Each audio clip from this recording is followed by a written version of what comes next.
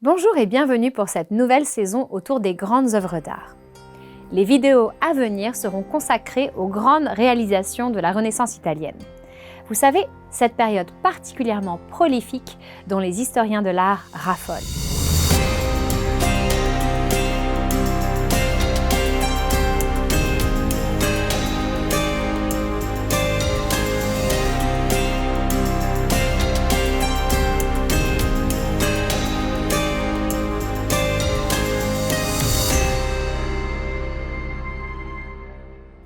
Avant de plonger ensemble dans une œuvre spécifique, prenons un instant pour faire un point sur ce qu'est la Renaissance. Son nom est sans doute équivoque. Il s'agit d'un recommencement. Contrairement à l'époque moyenâgeuse qui se concentre sur le divin, la Renaissance va apporter une lumière nouvelle sur l'homme comme étant au centre de l'univers. Avec l'humanisme, on s'intéresse au corps humain, au fonctionnement de la nature. On replace l'homme au centre des préoccupations. On n'oublie pas la religion, comme nous allons le constater dans quelques instants, mais on assiste à l'émergence des portraits. On ne se limite plus à une iconographie exclusivement religieuse. Refermons cette petite parenthèse pour nous intéresser à l'œuvre du jour. Il s'agit d'une réalisation absolument massive, les noces de Cana. Oui, je sais, l'illustration de cette scène biblique ne semble pas de prime abord se concentrer sur l'homme. Et pourtant, si elle nous narre le premier miracle supposé de Jésus-Christ, elle met surtout en scène quelques 132 personnages gravitant autour du Messie. Et vous allez voir, pour suivre leur individualité, il va falloir nous promener ensemble sur la toile. Paolo Cagliari, dit Véronèse, fut commissionné par l'Église pour réaliser une série de déjeuners bibliques, afin de venir décorer les différents monastères. De cette série, vous retrouverez notamment le repas chez Simon le pharisien au château de Versailles, don fait à Louis XIV par la République de Venise en 1664, ou encore les pèlerins d'Emmaüs au musée du Louvre. Pour le monastère San Giorgio Maggiore de Venise, Véronèse est chargé de réaliser une œuvre aux proportions gigantesques qui viendra habiller l'un des murs du réfectoire. Imaginez-vous donc 6,77 m de hauteur sur 9,94 m de largeur. La toile fait ainsi environ 70 mètres carrés. Parmi les demandes spéciales liées à cette commande unique, il était spécifié dans le contrat que Véronèse devait faire figurer le plus grand nombre de personnages possible dans cette scène. Mais qui dit modèle, dit paiement. Et oui, personne ne pose gratuitement. Alors pour faire quelques économies, le peintre n'a pas hésité à ajouter des portraits de célébrités trépassées. Ainsi, aucun droit d'auteur à payer. Pendant 200 ans, les bénédictins du monastère ont pu admirer le travail du peintre en se délectant de leurs repas. Oui, mais c'était sans compter sur les conquêtes napoléoniennes. À travers le traité de Campo Formio, qui a permis à la France de récupérer des œuvres d'art fantastiques en Italie, Napoléon jette son dévolu sur les noces de Cana. Le tableau, qui avait été peint sur une seule toile, est alors découpé en 7 morceaux pour faciliter le transport jusqu'au Muséum central des arts, aujourd'hui plus connu sous le nom de Musée du Louvre. Une fois les morceaux acheminés, les laits sont recollés et la toile est présentée au public dans le musée dès le 31 juillet 1798. Comme vous le savez déjà, de nombreuses œuvres réquisitionnées par la France ont été rendues à leurs propriétaires. Mais alors, pourquoi la toile de Véronèse est-elle toujours accrochée au Louvre? Eh bien, dès 1815, des tractations furent lancées pour retourner la toile. Mais ces coupes effectuées par la France pour le transport ont fragilisé le tableau. Et le résultat est bien simple, il ne peut désormais plus voyager. Voilà qui arrange bien nos affaires. Il a toutefois été possible de mettre le tableau à l'abri durant les incursions étrangères, notamment en 1870, lors de la guerre contre la Prusse. Le tableau fut alors caché à l'arsenal de Brest. Puis à nouveau, en 1939, au début de la Seconde Guerre mondiale. On avait alors enroulé le tableau autour d'un cylindre pour le transporter et le cacher des nazis, avant son retour au musée en 1942. Puisque l'œuvre ne peut pas être rendue, le Louvre a donné une permission spéciale pour autoriser la copie du tableau en 2007. Les copistes pouvaient venir travailler de nuit au musée du Louvre pour rendre une copie conforme. Après 7 mois de travail, la copie fut finalement exposée en lieu et place de l'original à Venise, dans le réfectoire des Bénédictins. Nous pouvons aujourd'hui toujours admirer la toile originale au Louvre après une superbe restauration dans les années 1990, qui s'est d'ailleurs effectuée en public dans la salle des États pendant un peu plus de 2 ans. Mais revenons-en désormais au tableau en lui-même, qui mérite une étude très approfondie, tant le détail en est important. Commençons par le peintre. Véronèse est un peintre italien venu de Vérone, comme son nom l'indique. S'il gagne ses galons davantage comme décorateur d'intérieur qu'en grand ami d'église, c'est qu'à l'époque, Véronèse est un petit peu boudé par la critique. On lui reproche notamment une représentation trop festive des scènes bibliques. C'est que ces tableaux, en plus de rapporter un événement religieux, sont également un témoignage de son temps et surtout de la puissance vénitienne. Au XVIe siècle, Venise est une plateforme de renommée mondiale, si l'on peut dire. C'est là qu'on peut faire commerce. On y importe des épices les plus rares et les plus coûteuses. D'ailleurs, les épices étaient si précieuses que l'on pouvait payer une marchandise ou un ouvrier en poivre ou encore en cannelle. L'épice servait de monnaie. C'est le langage courant qui a converti les épices en espèces. Voilà qui tombe sous le sens. Il est important de garder cette richesse vénitienne en tête car elle explique notamment la présence d'animaux exotiques dans la peinture, ainsi que l'utilisation poussée de pigments particulièrement onéreux comme le lapis lazuli pour le bleu du ciel. Pour cette représentation donc, Véronèse nous emmène en Galilée, dans la ville de Cana, pour assister à un mariage. Alors tout se passait bien, on ripaillait à volonté, une terrible nouvelle fut annoncée. On manquait de vin. Pierre, qui assistait à la noce, vint avertir Marie de ce tragique événement qui allait gâcher la fête et ternir la réputation de l'hôte. Sans perdre un instant, Marie demanda à son fils de rapidement remédier à cette catastrophe annoncée. Jésus se fit apporter 6 jarres de pierre remplies d'eau, dans lesquelles les Juifs faisaient habituellement leurs ablutions.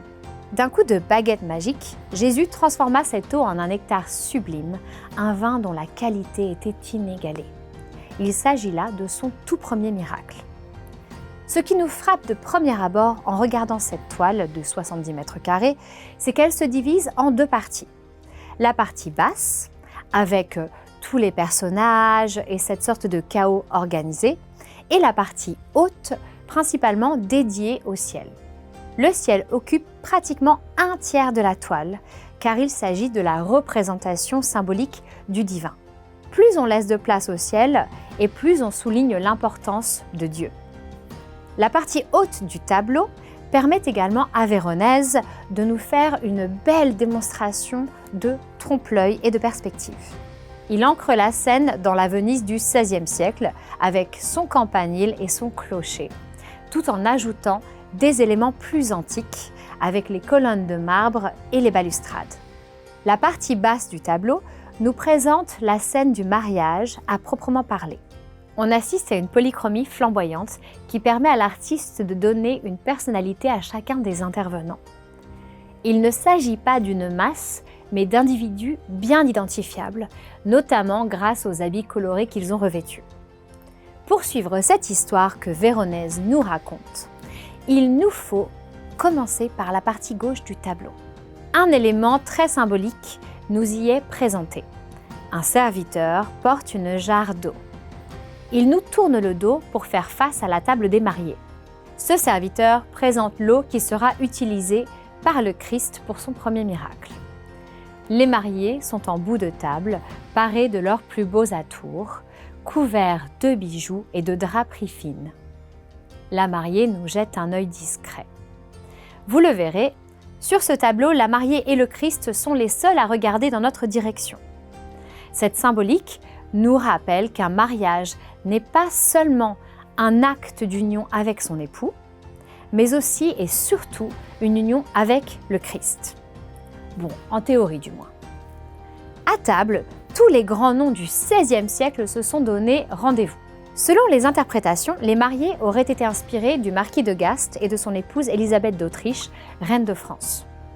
Vous voyez ce personnage en bleu qui semble reluquer la mariée ? Il s'agit du roi de France, François Ier. En jaune, Marie Ière, reine d'Angleterre, puis le sultan ottoman Soliman le Magnifique. puis la marquise de Pesquer Vittoria Colonna, et enfin un invité de marque, l'empereur romain germanique Charles Quint. Bref, que du beau monde. Notez que ces personnages ont revêtu des soieries extravagantes pour souligner la richesse de l'époque. La table est fournie, on s'imagine une atmosphère festive. La vaisselle utilisée est elle aussi un clin d'œil à l'art vénitien avec des coupelles en verre de Murano, une petite île toute proche de Venise. Toutefois, cette scène est coupée net entre deux personnages. On voit une femme, le regard tourné vers les mariés, et derrière elle, nous remontons le temps. Les vêtements ne sont plus les mêmes et d'ailleurs, l'attention ne se porte plus sur les mariés, mais sur le Christ. Le peintre nous invite à quitter cette cérémonie de la Venise contemporaine du XVIe siècle pour replonger dans l'épisode biblique du 1er siècle après Jésus-Christ. Commençons cette nouvelle ligne de personnages avec Pierre, l'un des apôtres de Jésus. Il est d'ailleurs vêtu de la même manière que son mentor, en bleu et en rouge. Un serviteur lui glisse à l'oreille que le vin vient à manquer. Pierre s'adresse alors à une Marie auréolée et la prévient « Mais Marie, il n'y a plus de vin? Comment allons-nous faire ?» Regardez le visage calme de Marie. Elle porte un voile noir, signe de deuil.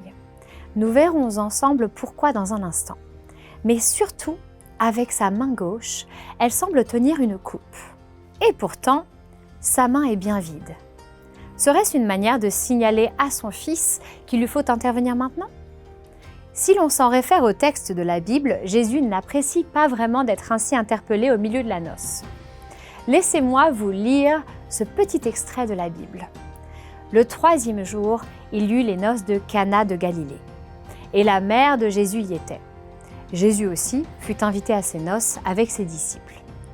Le vin venant à manquer, la mère de Jésus lui dit « Ils n'ont pas de vin. » Jésus lui répondit « Que me veux-tu, femme?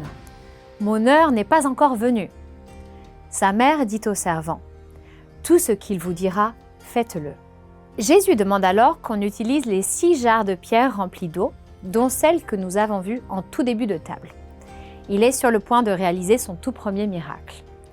Voyez comme à droite, tous les disciples regardent le Christ incrédule. Et c'est une atmosphère qui se confirme lorsque l'on s'intéresse à la droite du tableau. Véronèse marque une nouvelle transition dans les codes vestimentaires des invités du mariage. On retrouve des couleurs très vives et des vêtements plus habillés. Cette partie droite du tableau est en vérité dédiée aux ecclésiastiques. Ce sont tous des religieux et ils semblent totalement perdus. Ils sont interrogatifs et confus autour de ce miracle qui est en train de se matérialiser sous leurs yeux. Cet homme en bleu et en rouge jette un regard en haut du tableau. Il s'adresse à une femme au balcon et semble lui demander si, de sa hauteur, elle a pu comprendre ce qui venait de se produire. Elle ne manque pas de pointer du doigt Jésus. Ainsi, on s'interroge. Mais que se passe-t-il? Que se passe-t-il ensuite en bout de table? Eh bien, on retrouve une des jarres de pierre, comme au tout début de la table, mais cette fois, elle verse du vin. Jésus l'a fait, il a changé l'eau en vin. Et cette symbolique est très intéressante car on verse le vin depuis une jarre de pierre vers une jarre dorée. On matérialise ainsi le passage de l'Ancien vers le Nouveau Testament. Et alors, un des personnages est particulièrement sceptique. Vous le voyez? Il s'agit de cet homme qui scrute le vin avec son regard de professionnel. Il s'agit du scalco. Le scalco est l'organisateur des noces. C'est un petit peu le wedding planner et c'est lui qui a choisi le vin. Il le regarde avec suspicion car il ne le reconnaît pas. On l'imagine bien s'exclamer « Mais quel est ce fameux nectar? Je n'en avais jamais goûté de pareil !» Il pose la question au comptable du mariage, l'homme avec le bâton rouge, vous voyez? Le scalco lui demande « Mais avons-nous commandé ce vin? D'où vient-il » Le comptable le regarde avec étonnement. On pourrait presque le voir hausser les épaules. Lui aussi est incrédule. Il a bien vérifié les registres. Ce vin n'apparaît nulle part. On ne l'a pas commandé. Bon, vous allez me dire, à la bonne heure, c'est plutôt une bonne nouvelle. Un vin excellent apparu tout seul dans les jarres sans que cela ne coûte un seul denier aux mariés. Oui, mais un homme, lui, va en prendre ombrage. Vous l'aurez deviné, il s'agit du bottigliere, le sommelier d'origine. Il est dans une rage folle car le vin qu'on sert maintenant est bien meilleur que celui que lui-même avait présenté. Il se sent ridiculisé. Il s'élance vers le marié et lui tend son tablier. C'est cet homme en vert qui nous ramène de l'autre côté du tableau. Le sommelier est si fâché, il a la main sur sa bourse et réclame une réparation pour les dommages qui lui ont été causés. Il est intéressant de noter qu'avant la restauration des années 90, le bottigliere était habillé en rouge et non en vert. Il s'agissait vraisemblablement d'une modification due à une restauration antérieure. Et regardez ce dernier élément qui nous ramène au marié. Un serviteur vient présenter une coupe remplie du nouveau vin à son maître pour la lui faire goûter. Et où se situe ce serviteur ? Juste au-dessus du domestique qui portait la première jarre au tout début de notre analyse. Nous venons de faire une boucle autour du tableau. Le début et la fin se fondent ensemble. Cette composition est totalement fantastique. Et d'ailleurs, si vous prenez un peu de recul, vous verrez que Véronèse nous propose ici une composition en miroir. Nous avons exactement la même construction des deux côtés de la table. Les jarres de chaque côté, les tables et enfin le bottigliere tourné vers le marié et le scalco tourné vers la table des ecclésiastiques. Il nous manque quelque chose à propos de ce tableau. Ah oui, c'est vrai. Nous n'avons pas encore parlé du groupe central. Et vous allez voir, il nous réserve une dernière surprise. Il est composé de musiciens. Et c'est bien normal, car à un mariage, on danse, on écoute de la musique, on célèbre la vie. Pour éviter de payer de nouveaux modèles, Véronèse s'est lui-même représenté. Il est en blanc, bien au centre du tableau. Après tout, pourquoi pas? Derrière lui, de profil, on retrouve le Tintoret et en rouge le Titien, deux peintres italiens à la renommée mondiale. L'homme en rouge et bleu n'est autre que son frère Benedetto Cagliari, qui l'a d'ailleurs aidé pour ce tableau. Mais alors, ce qui nous intrigue, c'est ce qui se trouve sur la table des musiciens. On voit une partition qui tombe négligemment sur la table, une sorte de pupitre pour tenir la partition en cours, et bien au centre, pile au milieu, un sablier. Pourquoi donc un sablier? Sans doute pour donner la mesure, le rythme, ou alors pour permettre aux musiciens de garder un œil sur le temps qui s'écoule. Après tout, ils sont payés à l'heure. Ce qui signifie que lorsque tous les grains de sable se seront écoulés, ils pourront cesser de jouer. Ils ne seront plus payés. Ainsi, lorsque chaque minuscule grain de sable sera tombé, ce sera la fin. Oh, comme par hasard, le hasard fait bien les choses, qui se tient fièrement au-dessus de la même ligne du sablier? Eh bien Jésus. Et si on prolonge cette ligne au-dessus de Jésus, on nous présente les cuisiniers qui préparent une viande. Mais comment cela? Le repas est pourtant terminé. Regardez un peu comme les tables sont vides. Mais c'est que cette viande n'est pas là pour être consommée. Elle représente un sacrifice. Il ne s'agit pas de n'importe quel animal. Regardez à droite, on en apporte un second pour vous aider à l'identifier. Il s'agit d'un agneau. Et c'est un animal très symbolique dans la Bible. Jésus est l'agneau de Dieu, l'Agnus Dei. Ce que nous dit ce tableau est très simple. Jésus, tu viens de réaliser ton tout premier miracle. Tu entames ton chemin vers la croix. Tes jours te sont comptés. Tu seras sacrifié. Et rappelez-vous de Marie et de son voile noir. Elle sait déjà que son fils va mourir et elle porte le deuil. Comme vous pouvez le voir, cette œuvre est incroyablement riche en détails et en interprétations. Quand on pense qu'il n'aura fallu que 15 mois à Véronèse pour la réaliser. J'espère que cette analyse des noces de Cana vous aura plu. Rappelez-vous que c'est un tableau que vous pouvez admirer au musée du Louvre. C'est fini pour aujourd'hui, mais on se retrouve très bientôt pour une nouvelle œuvre d'art de la Renaissance italienne. À bientôt!